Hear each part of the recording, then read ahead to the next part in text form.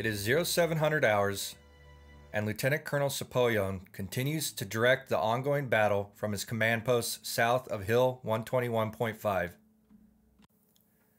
Although a veteran of earlier battles in northern Africa, the aging officer is new to this unit, and it is his first official command over a regiment of this size and nature. Napoleon was given the unfortunate but necessary task of securing a vital crossing over an aging irrigation ditch that runs confidently through the French countryside of Normandy. He knows the task is no small matter and that casualties will occur. What he is not prepared for is the sheer volume of accurate and sustained mortar fire that his regiment is about to encounter. He suspects, or more like knows, Jerry will have the approach up to the bridge and pass zeroed in prior to the battle beginning. Despite this, there is no choice, and he has to push his men through the hellfire, shrapnel, and destruction of the neatly oriented kill sack the enemy has established. Again, he draws his binoculars and scans the battlefield. Through the haze and smoke of exploded ordnance is bodies and craters. Despite this, there, his men of 1st and 2nd Platoon are still moving forward, almost an unstoppable force of nature. Man and weapon inching forward through the sheer, unadulterated firepower of the German killing machine.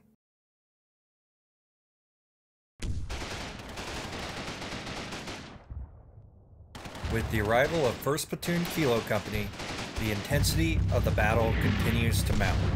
A sustained rate of suppressing fires are being laid on suspected and known German battle positions by the attached tank platoon under the command of the middling leadership of 1st Lieutenant Joseph.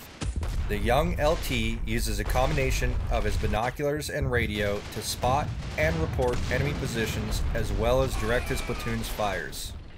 A German PaK-40 anti-tank gun is spotted as it opens fire on the lead elements of 1st Platoon. Lieutenant Joseph quickly reacts, commanding his gunner to shift fire toward the stationary weapon and killing its crew.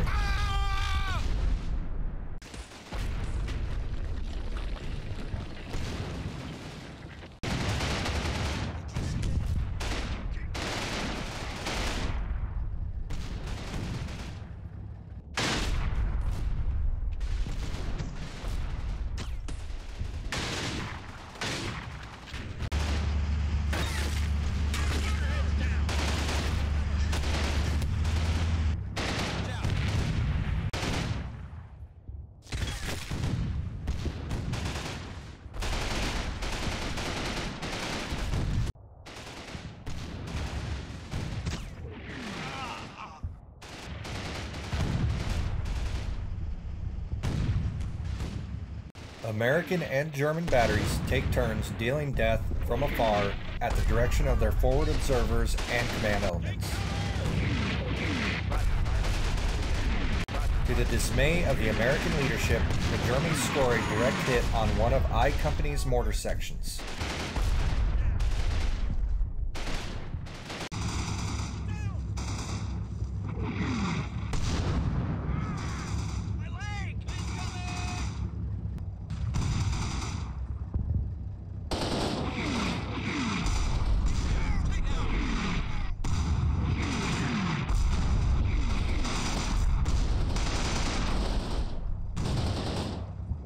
As the mortars continue to fall, it is becoming apparent to Lieutenant Colonel Napoleon that this will be a bloody affair.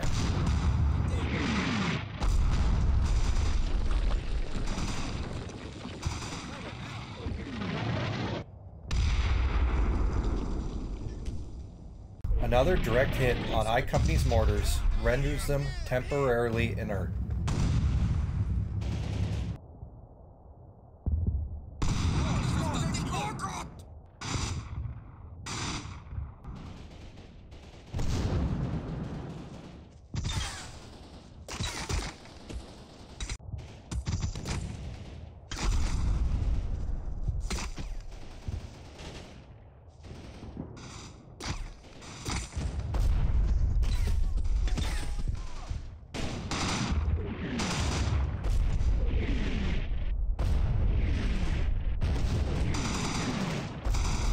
First Lieutenant Holloway orders his men up, moving them forward in preparation of a smoke barrage that has been scheduled to mask movement across the bridge.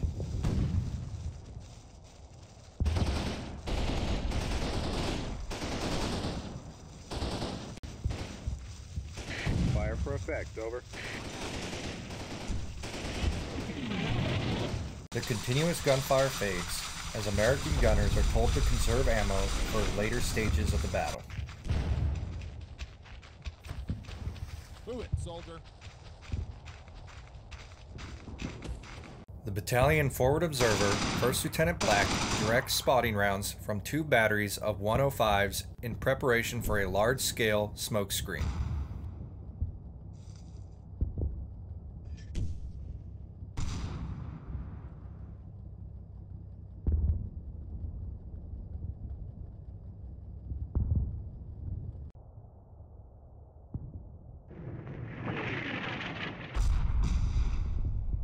All too familiar with the sound now, American GIs take cover as more German mortars make their way to Earth.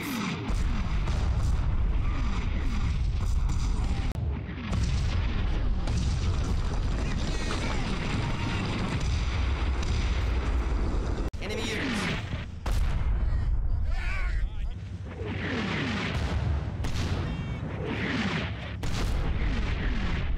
Get down.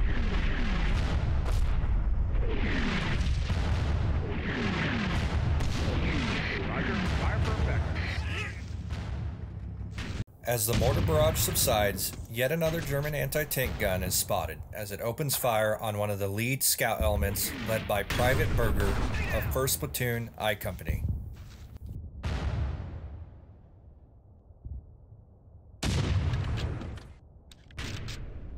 The Allied smokescreen begins to take form. 2nd Platoon I Company begins preparation to move behind the concealment of the smoke in order to seize and occupy their attack position on the right flank. Sergeant Jacobs gets his men up, leading the movement towards the grove of trees on the far right flank that will be used to conceal 2nd Platoon's flanking maneuver. In support of the movement by 2nd, 1st Platoon also moves forward toward the bridge to take up their battle positions on the far side. Unfortunately for them, German mortars disrupt this plan. Battalion commander yells into his handpiece, ordering the officer in command of the platoon to get out of the kill zone to no avail. He watches the carnage through his binoculars in horror as the men of 1st Platoon are torn apart.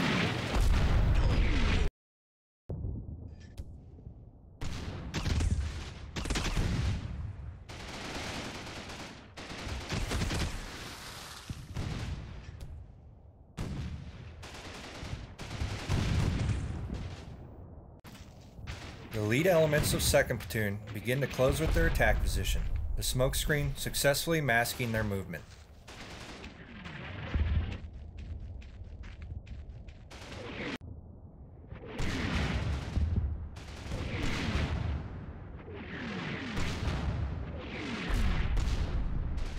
As the American artillery continues to obscure the terrain, Lieutenant Joseph, at the order of the battalion commander, plugs gaps in the screen using smoke canisters launched from the Sherman tank's 75mm guns.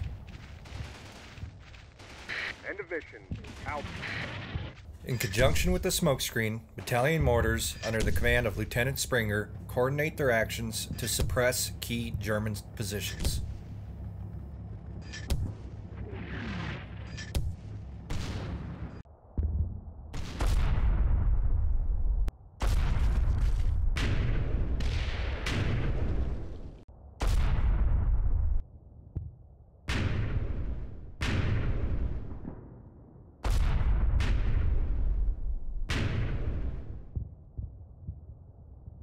The main element of K Company arrives on scene.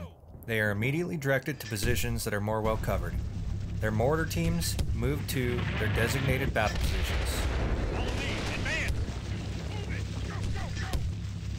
Despite heavy losses, Lieutenant Jenkins rallies the men of 1st Platoon, driving them forward further into the danger area. He knows there is a small section of defilade between the bridge and the German line that he can use to regroup and prepare for the attack on the objective. The proficient young sergeant of 2nd Platoon, Jacobs, finally leads his men to the safety of the woodline along the right flank. To his relief and that of his platoon leader, no casualties were sustained during the dangerous crossing. A hard-charging private, part of Jacob's squad, takes lead and spots a German PaK-38 anti-tank gun hidden behind the grove of trees the platoon just arrived at. He passes this information to his sergeant and up the chain of command. Jacobs immediately anticipates the danger the gun presents to the battalion tank support if they were to cross the bridge. Without a word, the dashing young sergeant takes initiative and closes with the gun to assault and overwhelm it. His squad follows his lead. Contact. Enemy units. Enemy anti-tank gun sighted.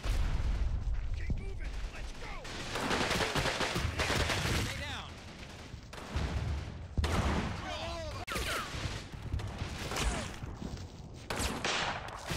Been toughened.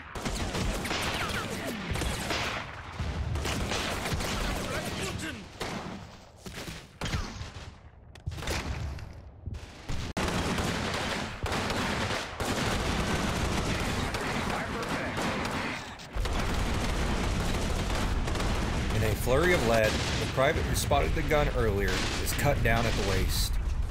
His screams of agony muddled in the intense noise of the battle. Roger. Fire for effect. With the last of the German AT guns disabled, Lieutenant Tuominen of 2nd Platoon radios back through the C2 links, and in turn, Lieutenant Joseph of the 749th Tanks orders Tank 1 and 2 to begin moving toward the bridge in preparation to cross. Roger. Fire for effect. Over.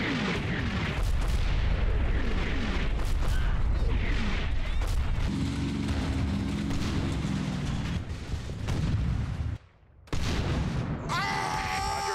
Fire for effect.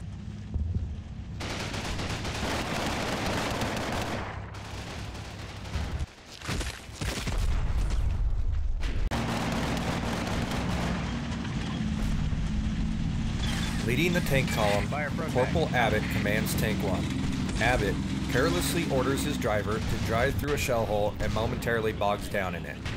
Fortunately, with some luck and an above-average driver, they break free. Fire for effect. Over. 1st Platoon Leader, Lieutenant Jenkins, cowers behind a low hedge. Already some of his men have found a deflate up ahead, while others begin falling back.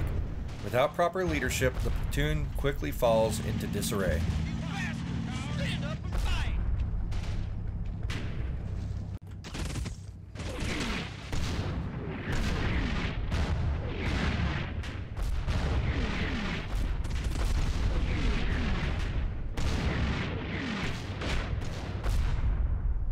Some elements of 2nd Platoon were unable to make it to the flank in time for the smokescreen.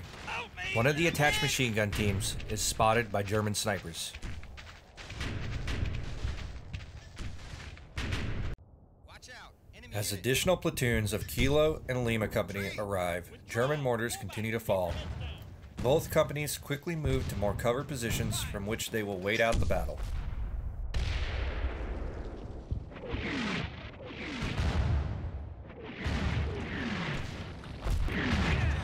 3rd Platoon I Company takes the brunt of the enemy's indirect fires this time around. I can't do this. Enemy unit ahead.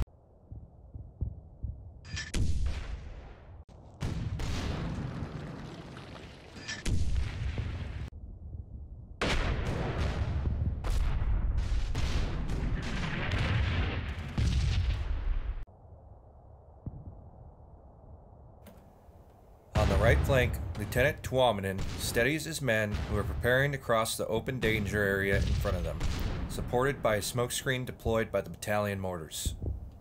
The LT knows it is now or never and shouts the order to begin the movement. The entire platoon gets up simultaneously and begins a mad rush for the safety of the hedgerows on the far side. Fire for effect. Over. Sergeant Napier dashes for through the effect. smoke, Out. not knowing what waits on the other side.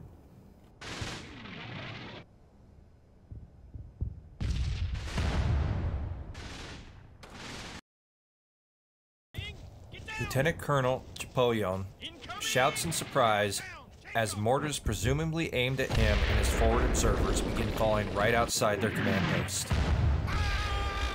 Fire for...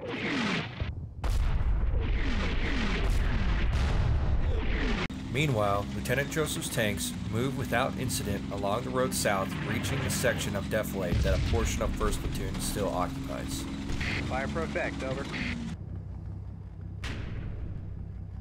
The quick brap of an MG-34 unleashes a stream of deadly bees buzzing towards the GIs, crossing the field on the right flank. Sergeant Eisler of 2nd Squad looks back briefly to see one of his new privates hit the dirt face first. Without hesitation, he keeps running forward. Roger, fire mission request. Out.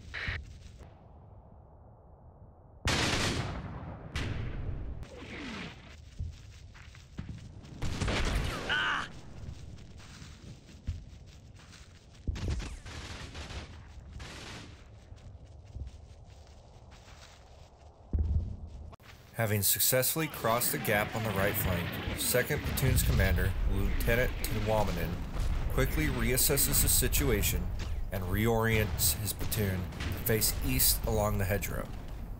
From this position, 2nd Platoon is able to place enfilading fire on the first line of German battle positions. Quite immediately, German soldiers begin abandoning positions, fleeing for Hill 121.5.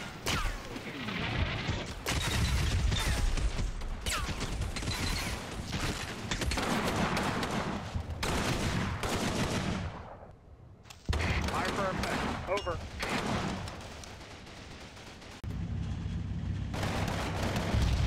Sergeant Shanley urges his driver forward despite the mortars now falling all around.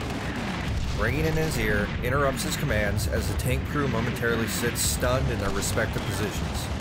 No serious damage and no injuries despite the fact that one of the German mortars scored a direct hit on the tank's top hole. Shanley has his driver stop in line with Sergeant Abbott's tank. The pair use their coaxial machine guns to lay suppressing fire on the first two German battle lines, while 2nd Platoon continues to pour on enfilading fire from the hedges on the right flank.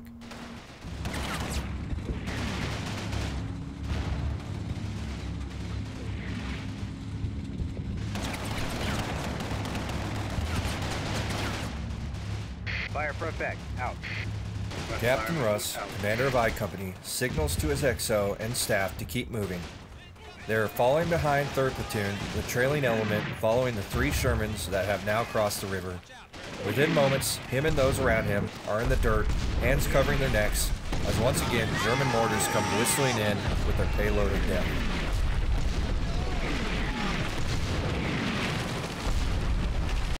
Lieutenant Colonel Sapoyon, crouched low, eyes up, alert and ready, keeping his RO close to him as he and his staff receive sit reps from the various unit leaders.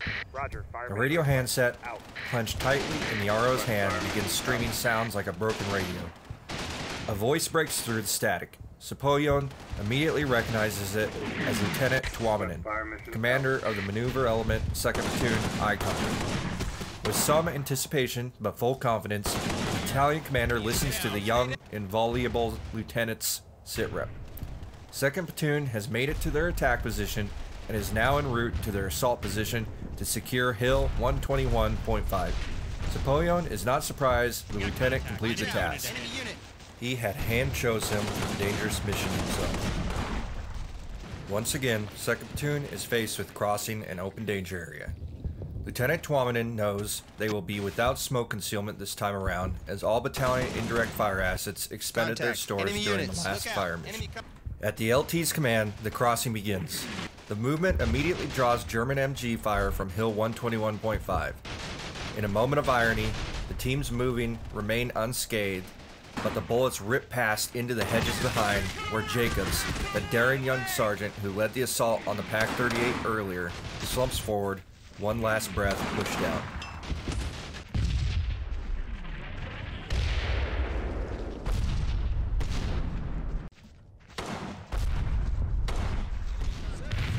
Roger, fire for effect.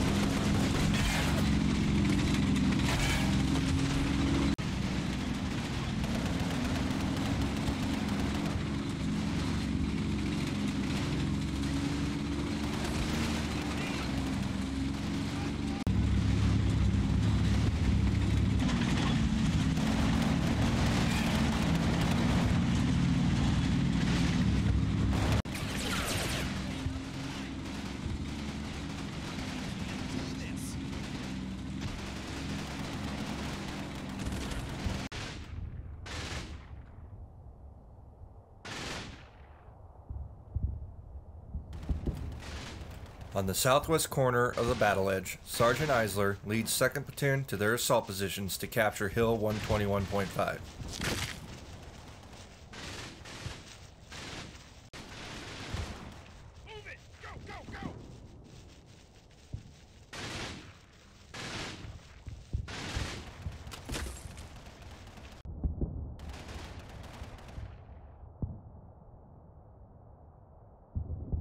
The rest of 2nd Platoon also reaches the position along with Lieutenant Tuominen, who radios company headquarters that they have arrived at and are staged for their assault.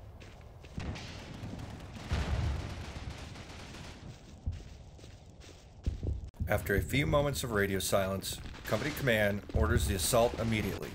Despite the now ragged condition of 2nd Platoon, Tuominen gives the order and the real battle for Hill 121.5 begins.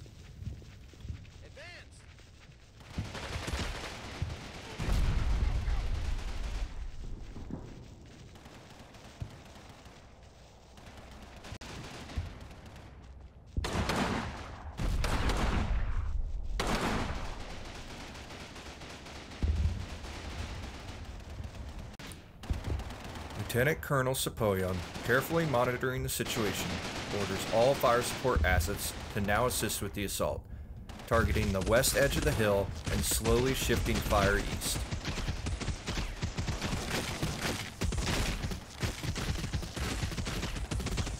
Rattled and exhausted, elements of 2nd Platoon jump the assault too soon as friendly fire whizzes overhead. Fortunately for them, there are no casualties.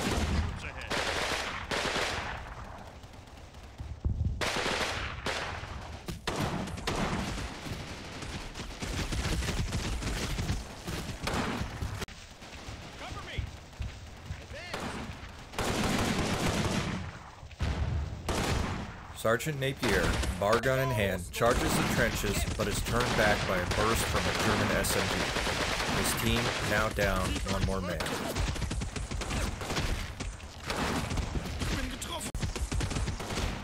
The attack was not without effect as the German squad manning the near trench breaks and immediately retreats, taking a few casualties in the ensuing chaos.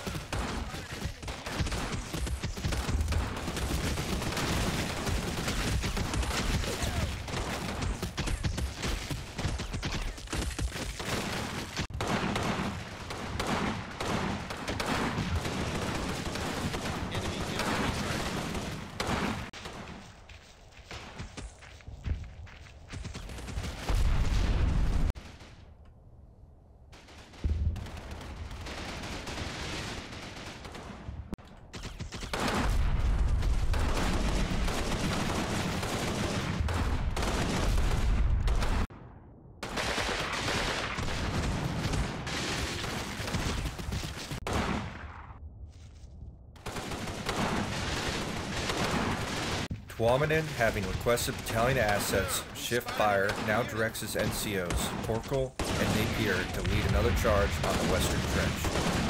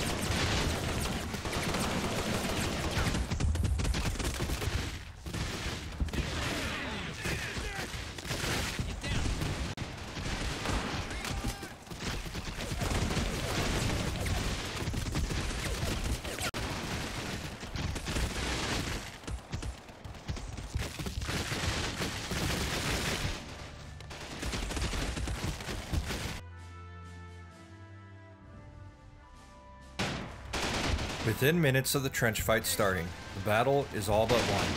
Rear elements of 2nd Platoon secured the road going south, and a ceasefire is offered to the Germans who are now surrounded and outgunned. Though the crossing is secured and the day won, it is not without severe casualties.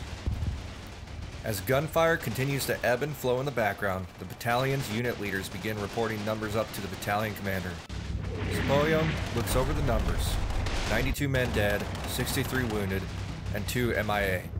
The new battalion commander cannot help but feeling somewhat defeated, despite knowing this was a true trial by fire and casualties were expected.